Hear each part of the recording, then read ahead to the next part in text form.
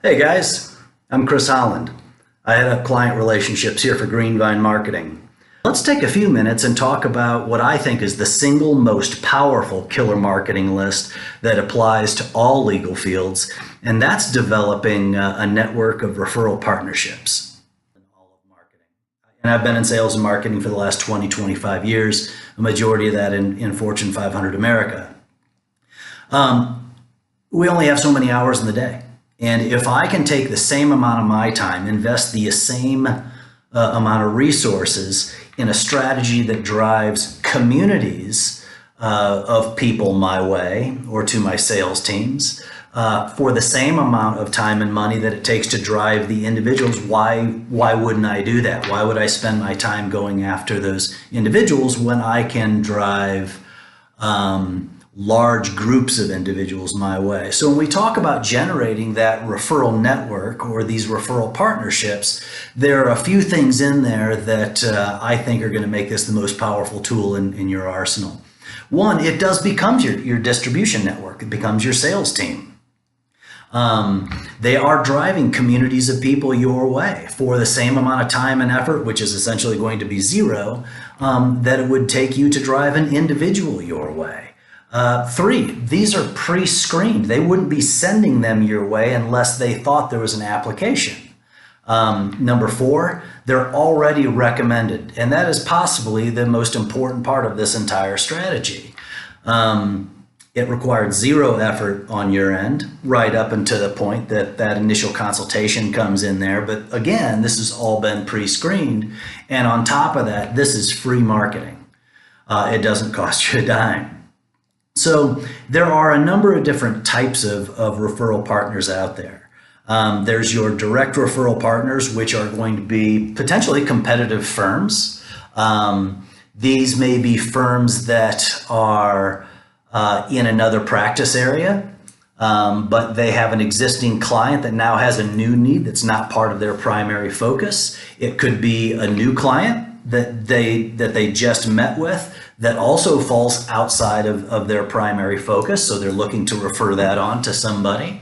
It could be a case that's just too large for them to manage, or a case that's too small for them to manage. Their caseload could be completely full. And again, the inverse is true, because you're going to be referring these types of opportunities back to their practice area as well. It could be something as simple as just that they're in Wyoming. They're not licensed to practice here in Colorado.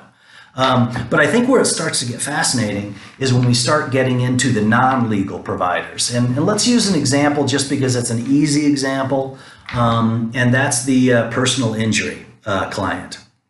So let's say somebody's been in a car accident. They're going to have an entire network of people that they need to see.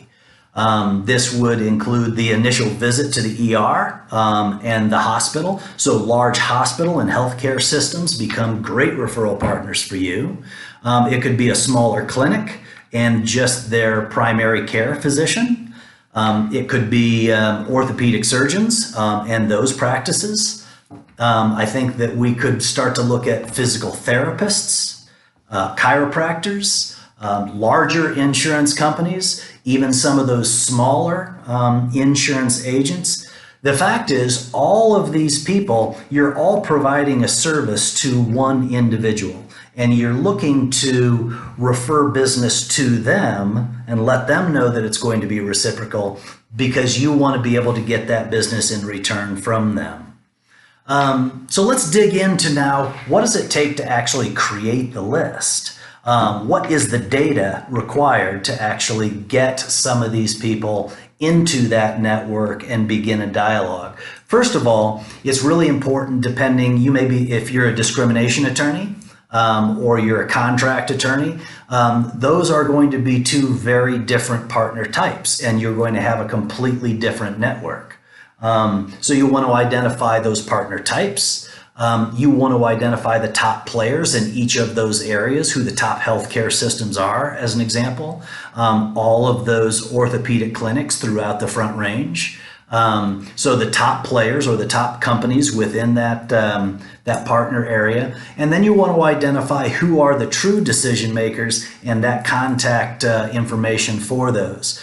It's just, if I'm taking a dose of my own medicine, when we looked at being able to leverage all the success that we've had in the legal field, we wanted to be able to go out and find managing partners of law firms as opposed to just general partners. So if you have 50 partners in your law firm, we need to make sure that that email is hitting the decision maker, the true decision maker, or at least maybe an advocate of what our marketing services would provide.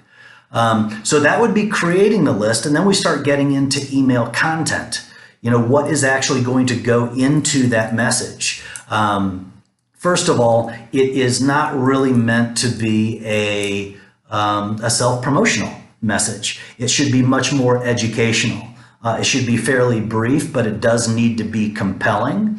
There should also be in there some type of call to action. So that could be a link across to a blog. Video is incredibly powerful right now. That could be a link across to an offer, a free consultation, whatever that may be.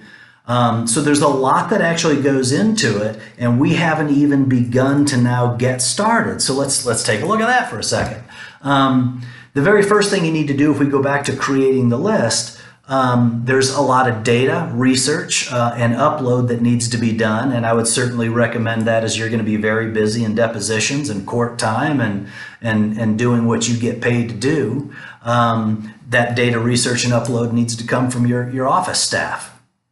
And then who's going to do the content writing for the campaign. That could also be your office staff, or that could be one of the junior partners. Then there's the creation of the landing or the capture page that's actually going to be over on your website that allows them to link across, take advantage of an offer, engage with you, that allows you to convert them eventually as a client. And then lastly, you have to create or go out and choose anyway an email system like a Constant Contact or a MailChimp that will get that done. So I'm not trying to make and it is a little bit self-serving. I've got a shameless plug coming here in just a second. There is a lot that needs to be done, but you can do it yourself depending on the amount of resources that you have in your office. The shameless plug is that is what we do. And in my opinion, we do that better than anyone else in the Front Range.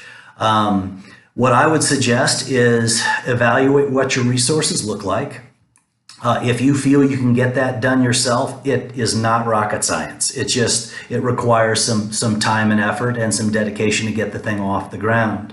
However, if you are looking for a true partner that can come in, understand your practice, who you're after, and then go and create this entire system for you, it doesn't have to cost an arm and a leg. Oof, that's a bad pun. But we would be happy to meet with you. I'll meet with you personally to be able to sit down and discuss a little bit further what goes into this type of strategy and what it would take to get off the ground. Again, I'm Chris Holland. Thanks for taking the time today, and I wish you luck.